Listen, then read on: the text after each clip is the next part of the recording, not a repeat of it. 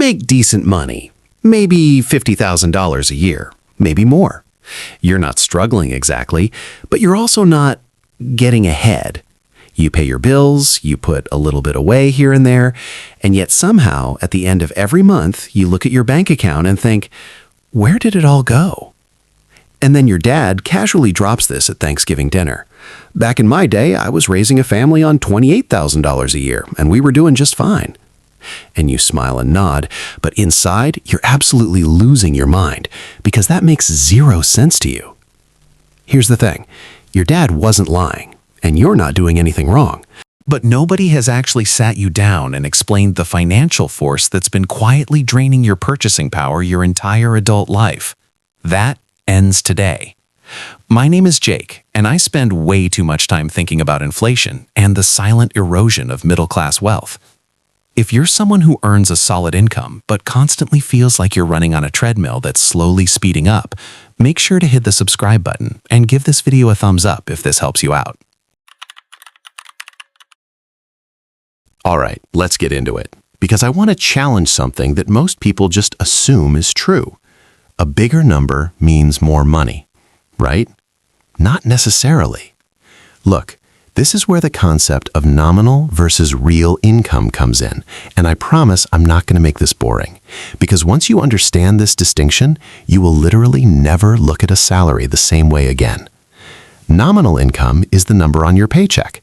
It's the number you tell people at parties. It's the number that feels good. Real income is what that number can actually buy, and that's the number that matters. Here's what most people don't realize.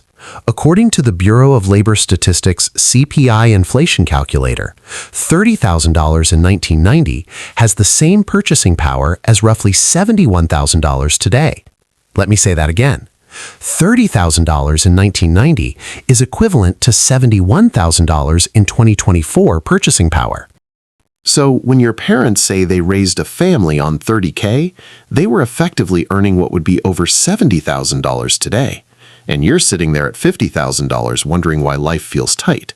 This is the gap nobody talks about. Now, you might be thinking, Jake, I know what inflation is. Prices go up. Got it. Yes, but also no. Because understanding that inflation exists and understanding how it compounds against your specific life are two very different things. Let's do some real math. The Federal Reserve targets about 2% inflation per year. Sounds tiny, right? Almost harmless. But let's trace what that actually does over time. If something costs $100 in 2000 at 2% annual inflation, that same item costs about $149 by 2024. That's a 49% increase on everything. But here's what makes this truly painful. Inflation hasn't been a calm, steady 2% for the last several years. From 2021 to 2023, the U.S. saw inflation peak at 9.1%, the highest rate in over 40 years, according to the U.S. Bureau of Labor Statistics. Grocery prices alone jumped over 21% in just 2 years. And wages? They grew, sure, but the Economic Policy Institute found that for most middle-income workers, real wage growth, meaning wage growth after inflation, has been essentially flat since the 1970s when you account for productivity gains. So you got a 3% raise this year. Inflation was 4%. Congratulations, you just took a pay cut. This is where it gets really interesting, though, because it's not just that prices are higher across the board. It's that the specific things your parents could afford on a modest income have become disproportionately more expensive. There are 3 categories where inflation has completely outpaced general price growth, and not by a little, by a lot. Number 1, housing. In 1990, the median home price in the United States was approximately $123,000. Today, it's hovering around $420,000. That's a 240% increase. Meanwhile, the overall CPI, the General Inflation Index, only went up about 130% over the same period. Housing got more than twice as expensive relative to everything else. Education. College tuition at a 4-year public university cost roughly $3,190 per year in 1990, adjusted for the time. Today, we're looking at over $10,000 per year on average, and that's before room, board, and fees. Private universities can run $40,000 to $60,000 annually. Student loan debt in America has now crossed $1.7 trillion, according to the Federal Reserve. Your parents didn't graduate with 5 or 6 figures of debt dragging behind them like a financial anchor. You might have. Number 3, healthcare. This one is almost comical. The average annual health insurance premium for a family in 2023 was over $23,900, according to the Kaiser Family Foundation. In 1999, just 25 years ago, it was around $5,800. That's a 300% increase. Look, these aren't abstract statistics. These are the 3 biggest purchases and expenses of adult life, and they've all inflated at 2 to 3 times the rate of your paycheck. So yeah, your $50,000 isn't your parents' $30,000. It's actually worth significantly less when you account for the specific economy you're operating in. Here's the thing that makes this even worse, and this is the part that I think is most underappreciated. It's not just math, it's psychology. There's a concept in behavioral economics called money illusion, first described by economist Irving Fisher in 1928. It's our natural tendency to think about money in nominal terms rather than real terms. In other words, we anchor to the number, not what the number actually buys. When you get a $2,000 raise, your brain releases dopamine. You feel rewarded. You feel like you're moving forward. But if inflation was 4% and your raise was 3%, you're going backward. And most people never stop to do that math. They just feel the good feeling from the bigger number. Companies know this, by the way. That's why during high inflation periods, many employers offer nominal raises that feel generous but don't keep pace with the cost of living. You feel appreciated, you stay at the job, and you quietly become poorer in real terms year after year. Now, you might be thinking, okay, Jake, this is kind of a bummer. What am I supposed to do about it? Great question. Let's get into that. All right, I don't make these videos just to depress you. I make them so you can actually do something. So let's talk about the 3 moves that genuinely matter here. Move 1. Stop negotiating in nominal dollars. Start negotiating in real ones. The next time you're up for a raise or evaluating a job offer, know your number. If inflation is running at 4%, a 4% raise is not a raise, it's a standstill. You need to ask for 6% to 8% just to actually improve your position.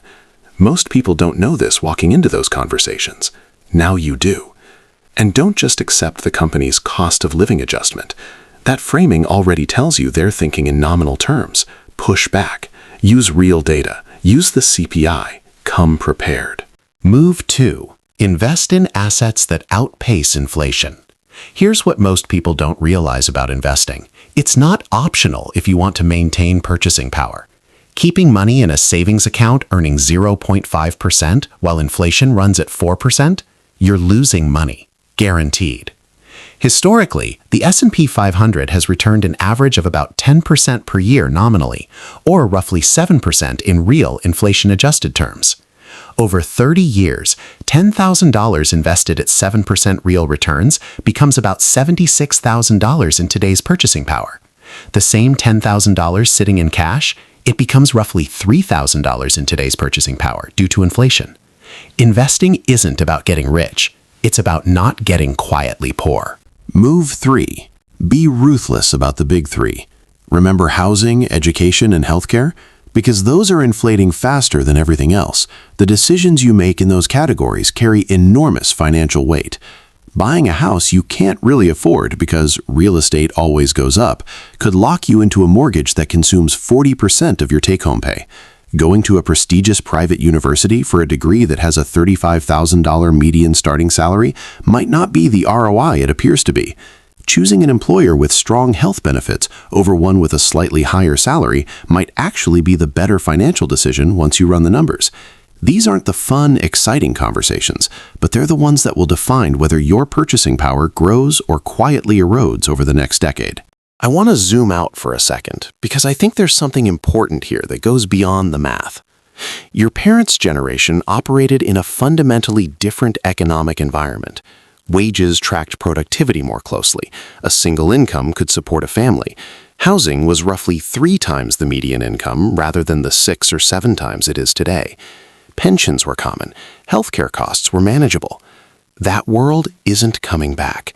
And I think a lot of the financial stress people feel right now, the anxiety, the sense that you're doing everything right and still not getting ahead, comes from unconsciously comparing your financial life to a template that no longer exists. That's not a personal failure. It's a structural reality. But here's what I genuinely believe. The people who will thrive financially in the next 20 years are the ones who understand the game that's actually being played, not the game their parents played. This game, with these rules, in this economy. And that starts with understanding why your $50,000 is not your parents' $30,000. So let's bring it home. Here's your 3-point summary from today. 1. A bigger number on your paycheck doesn't mean more purchasing power. Real income, not nominal income, is what matters. 2. Housing, education, and healthcare have inflated dramatically faster than wages, making modern middle-class life structurally more expensive than it was for previous generations. 3. You can fight back, negotiate smarter, invest consistently, make strategic decisions in the categories that move the needle most. You're not bad with money. You're operating in a harder economic environment than the one your parents had, and probably no one told you that. Hopefully this video changes that. If you found this valuable, please share it with someone who needs to hear it. Hit subscribe if you're new here. I put out videos like this every week because I genuinely believe financial education is one of the highest leverage things you can do for your future. And if you want to go deeper on inflation-proofing your income, I'll link a video right here that walks through exactly how to structure your investments to beat inflation over the long term. I'll see you in the next one.